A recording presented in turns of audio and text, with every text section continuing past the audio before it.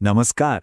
कभी सोचा है कि कुछ घरों में जाते ही एक अलग सी शांति और पॉजिटिविटी महसूस होती है, वहीं कुछ जगहों पर बेचैनी होती है। इसका राज ना वास्तुशास्त्र में छुपा हो सकता है। आज हम इसी प्राचीन भारतीय विज्ञान की दुनिया में उतरेंगे और देखेंगे कि वो कौन से 5 मूल तत्व हैं, जिन्हें पंचतत्व कहते हैं, जो हमारे रहने की जगहों को इतना ज्यादा प्रभावित करते हैं। तो हम इसे कैसे समझेंगे? देखिए, हम इसे 4 हिस्सों में देखेंगे। सबसे पहले हम वास्तु की जड़, उसकी फिलॉसफी को समझेंगे, जिसे भवन का शरीर कहा गया है। फिर हम उन तत्वों को देखेंगे जो जमीन से जुड़े हैं और फिर वो जो जिंदगी देते हैं। और आखिर में हम इन सब को मिलाकर देखेंगे कि एक परफेक्ट हार्मनी, एक संतुलन कैसे बनता है। तो चलिए शुरू करते हैं पहले हिस्से से।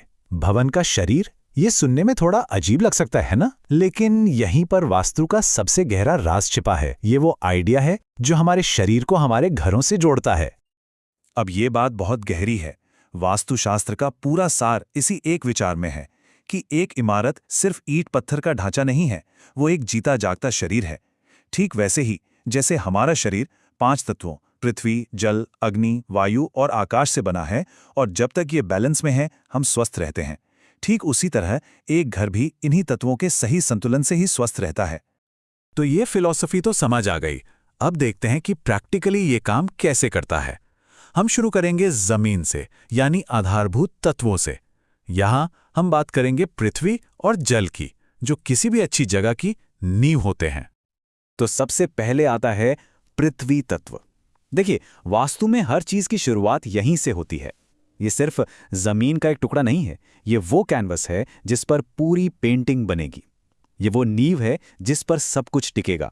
तो जाहिर है इसका सही होना सबसे ज्यादा जरूरी है। तो इसका मतलब क्या हुआ? इसका मतलब ये है कि घर बनाना शुरू करने से बहुत पहले वास्तु कहता है कि जमीन को समझो, उससे जुड़ो।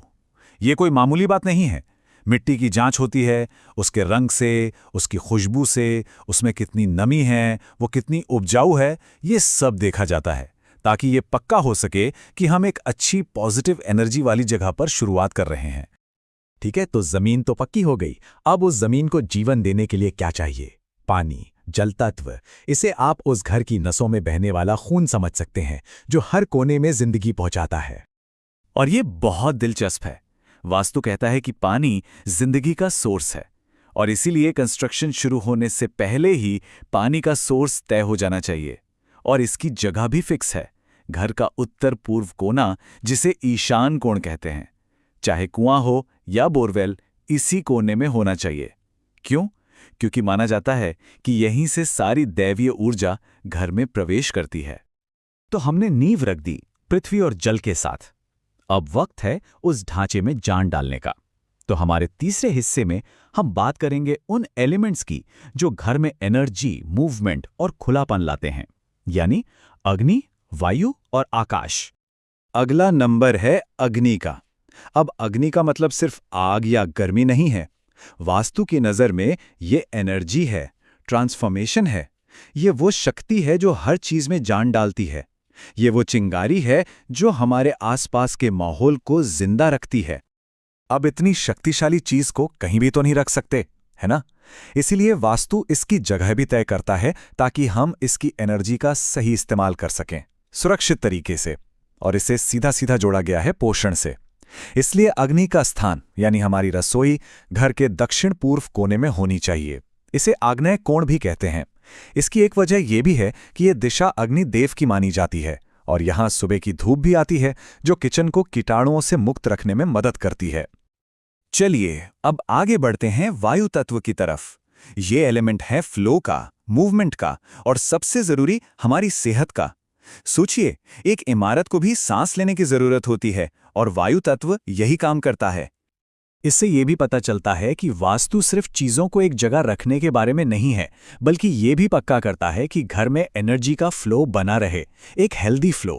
ताज़ी हवा के आने जाने के लिए प्रॉपर जगह होनी चाहिए। इसके लिए सबसे अच्छी दिशा है उत्तर पश्चिम कोना, जिसे वायव्य कोण कहते हैं। और माना जाता है कि उत्तर और पश्चिम से आने वाली हवा सेहत के लिए बहुत अच्छी होती है। और अब आते हैं आखिरी और सबसे विशाल तत्व पर, आकाश। ये वो तत्व है जिसमें बाकी चारों समाये हुए हैं। ये खुलापन है, स्पेस है। ये वो खाली कैनवस है जिस पे बाकी सारे तत्व अपनी कहानी लिखते हैं। तो यहाँ सबसे जरूरी बात यह है कि वास्तु में खाली जगह को भी खाली नहीं माना जाता। वो भी एक एक्टिव एलिमेंट है जिसे बहुत ध्यान से बैलेंस करना पड़ता है। जैसे कमरों की ऊंचाई, अगर वो बहुत ज्यादा या बहुत कम हो तो आकाश तत्व का संतुलन बिगड़ जाता है। इसीलिए वास्तु में कमरों की लंबाई, चौड़ाई और ऊंचाई के लिए भी खास नियम दिए गए हैं। तो हमने पृथ्वी, जल, अग्नि, वायु और आकाश पांचों तत्वों को अलग अलग समझ लिया। अब हमारे आखिरी सेक्शन में चलिए देखते हैं कि जब ये पांचों मिलते हैं तो कैसे एक खूबसूरत हार्मोनी, एक संतुलन तैयार होता है। आखिर में वास्तु का मकसद क्या है? इन सारे नियमों और सिद्धांतों को लागू करने का बस एक ही लक्ष्य है, एक ऐसी जगह बनाना जहां ये पांचों तत्व परफेक्ट बैलेंस में हों। एक ऐसा घर जो सिर्फ रहने की जगह नहीं बल्कि वहां रहने वालों की सेहत, उनकी खुशहाली और तरक्की में भी मदद करे। और ये सिस्टम कितना डीप है, इसका अंदाजा इस बात से लगता है कि इसमें हर एक दिशा का ध्यान रखा गया है। एक परफेक्ट बैलेंस बनाने के लिए वास्तु 8 दिशाओं को देखता है। उत्तर, ईशान यानी उत्तर पूर्व, पूर्व, आग्नेय यानी दक्षिण पूर्व, दक्षिण, नैऋत्य यानी दक्षिण पश्चिम, पश्चिम और वायव्य यानी उत्तर पश्चिम। हर दिशा की अपनी एक एनर्जी है। तो ये सब जानने के बाद एक सवाल मन में आता है ना, कि आज की इस मॉडर्न दुनिया में जहां हमारे घर और ऑफिस इतने अलग हैं, वहां हम संतुलन बनाने वाले इस हजारों साल पुराने ज्ञान को कैसे अपना सकते हैं? इस पर जरूर सोचिएगा।